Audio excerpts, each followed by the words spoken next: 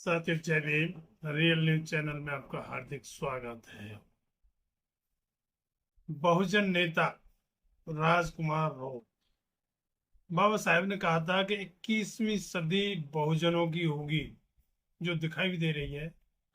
नगीना से चंद्रशेखर आजाद जिस तरीके से जीत के आए और बड़ी बड़ी पार्टियों को वो धत्ता बता रहे हैं और उन्हें आंखें दिखा रहे हैं, और वो सारी पार्टियां चंद्रशेखर आजाद से डर रही हैं। उसी तरीके से राजस्थान के बांसवाड़ा से एमपी जीत के आए राजकुमार राउत, आदिवासी हैं और उनकी पार्टी है भारतीय आदिवासी पार्टी, जिसको शॉर्ट में बाप, BAP, बाप कहते हैं। वो भी उसी तरीके से जीत के आए हैं और उसी तरीके से दहाड़ते हैं। बजट भाषण में उन्होंने कहा,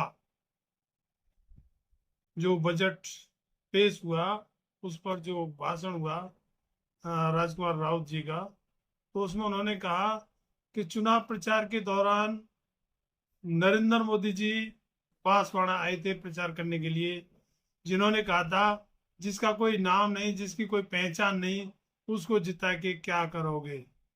तो जिस पर राउत जी ने कहा कि लोकतंत्र है, कोई राजशाही नहीं है कि कोई किसी को जिताने का नाम निर्धारित कर देगा, ये किसी को भी नहीं लोकतंत्र में।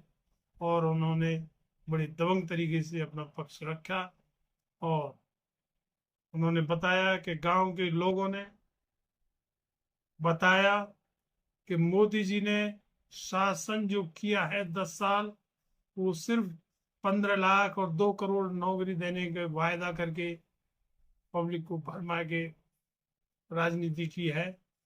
इसके अलावा उन्होंने जो बताया कि मानगढ़ में 1500 शहीद, आदिवासी शहीद हुए थे, जहां पर आए नरेंद्र मोदी जी ने उनके लिए एक शब्द नहीं बोला, तो वहां की जनता बहुत नाराज हुई। और जिन्होंने कहा कि ये हमारे अपने नहीं है और हम इनको जो है अपने नेता राजकुमार राउत को जिता के भेजेंगे। आगे उन्होंने कहा कि आप लोग जो सत्ता हासिल करने के लिए बात करते हो, सत्ता की बात करते हो, लेकिन आदिवासियों को अपना अस्तित्व बचाना भारी पड़ रहा है और वो अपने अस्तित्व की लड़ाई लड़ रहे हैं, जड़ जंगल जमीन के लिए लड़ रहे हैं। और जो संविधान में अनुसूची 5 और 6 में जो प्रावधान है आदिवासी जमीन आदिवासियों की होनी चाहिए, उसमें वो धरातल पर नहीं लाई जा रही है, इसलिए उसको धरातल पर लाया जाए। और वहां पर जो भी आदिवासी अपना हक अधिकार की बात करता है, उसको जो है नक्सलाइट बता दिया जाता है और मार दिया जाता है। एक 11 साल की बच्ची को मार दिया जाता है और उसको नक्सली करार दे दिया जाता है, और गर्भवती महिलाओं को मार दिया जाता है, उनको नक्सली बताया जाता है। इस तरीके से सरकारें अत्याचार कर रही है वहाँ। और आदिवासी जमीन पर जो अनुसूची 5 और 6 जो हक बनता आदिवासियों का, वो उनको दिया जाए। दूसरे, उन्होंने अपने धर्म कोड के लिए कहा कि आदिवासियों का अलग से कोई धर्म नहीं है, उनके अपने धर्म के अपना धर्म कोड दिया जाए जो आदिवासियों का अपना है। और सरकारें इस बात पर सुन नहीं रही हैं।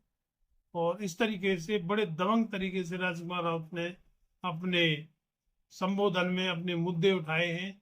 और सेम वही चंद्रशेखर आजाद जी की तरह तो खैर पूरा नहीं, लेकिन हाँ राह वही है। बहुजन नेता दहाड़ रहे हैं संसद में और बड़ी बड़ी पार्टियां डर रही हैं कि आगे क्या होने वाला है। सुनिए।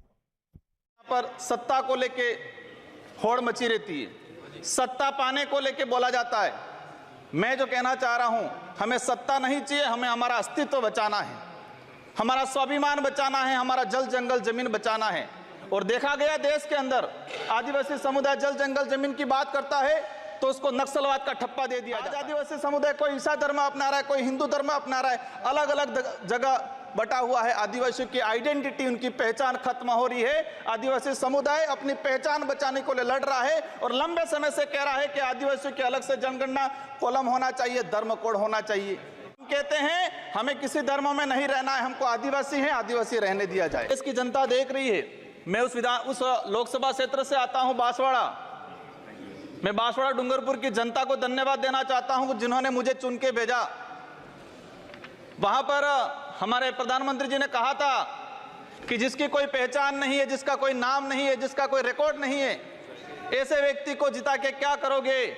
लेकिन बांसवाड़ा डूंगरपुर की जनता ने ठान लिया था कि लोकतंत्र है, राजतंत्र नहीं। और ये राजतंत्र तय करने का किसी को ठेका नहीं है, लोकतंत्र है। जनता ने ठान लिया था कि इस बार राजकुमार रोज जाएगा। मैं आपके माध्यम से, पूरे सदन के माध्यम से मेरी जनता को धन्यवाद देना चाहूंगा।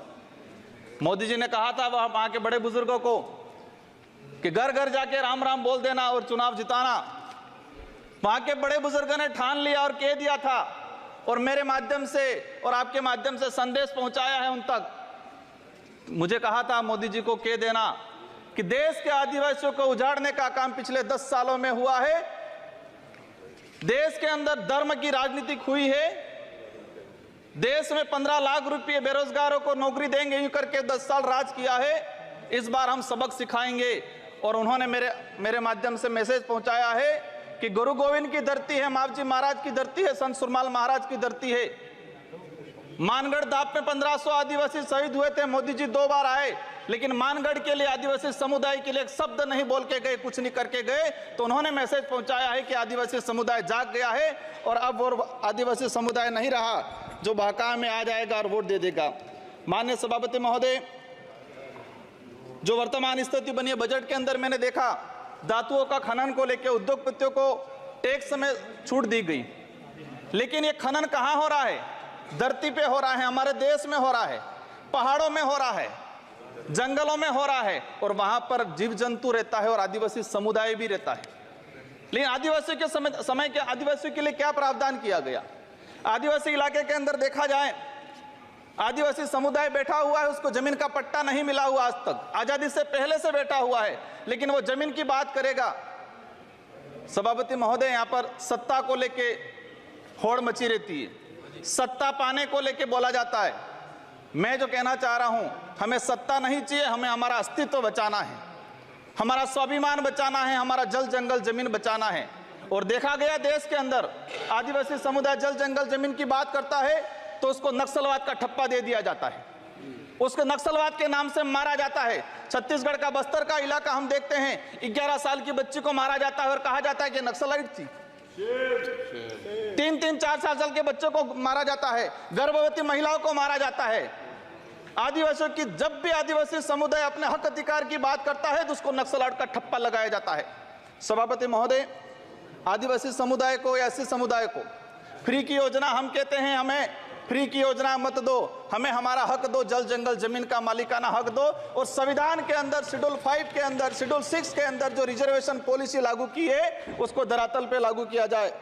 माननीय सभापति महोदय, मैंने देखा है भाजपा अलग अलग राज्यों में अलग अलग चीज कहती है, कई जगह कहती है बीफ खाओ, कई जगह मत खाओ। हमारे आदिवासी समुदाय को लेकर एक धर्म कोड की लंबे समय से मांग चल रही है कि आदिवासी समुदाय को अलग से धर्म कोड दिया जाए। आजादी से पहले 1871 से लगा के 1951 तक अलग जनगणना हुई है। आज आदिवासी समुदाय कोई ईसाई धर्म अपना रहा है, कोई हिंदू धर्म अपना रहा है, अलग अलग जगह बटा हुआ है। आदिवासियों की आइडेंटिटी, उनकी पहचान खत्म हो रही है। आदिवासी समुदाय अपनी पहचान बचाने को लड़ रहा है और लंबे समय से कह रहा है कि आदिवासियों की अलग से जनगणना कॉलम होना चाहिए, धर्म कोड होना चाहिए। झारखंड के अंदर 11 नवंबर 2020 को झारखंड विधानसभा में प्रस्ताव पास हुआ अलग से आदिवासी धर्म कॉलम को लेके। वहां विपक्ष में भाजपा थी और भाजपा ने समर्थन दिया और कहा कि आदिवासी समुदाय धर्म व्यवस्थाओं में, भले हिंदू हो ईसाई, उसमें नहीं आता है, आदिवासियों की अलग परंपरा रीति रिवाज है, उनको धर्म कोड जारी किया जाए। लेकिन राजस्थान में अलग तरीके से माहौल बनाया जाता है। हम कहते हैं हमें किसी धर्म में नहीं रहना है, हमको आदिवासी हैं, आदिवासी रहने दिया जाए। माननीय सभापति महोदय, लंबे समय से देखा गया है, कहते हैं वनवासी, कोई कहता है कुछ और। हम कहते हैं हमारी जो आइडेंटिटी है, तो हमारा जो देखा गया है कई बार कि जो व्यवस्था बनी है उस व्यवस्था के अंदर हम कई बार कहते हैं हमें कुछ मत दो एजुकेशन को लेकर।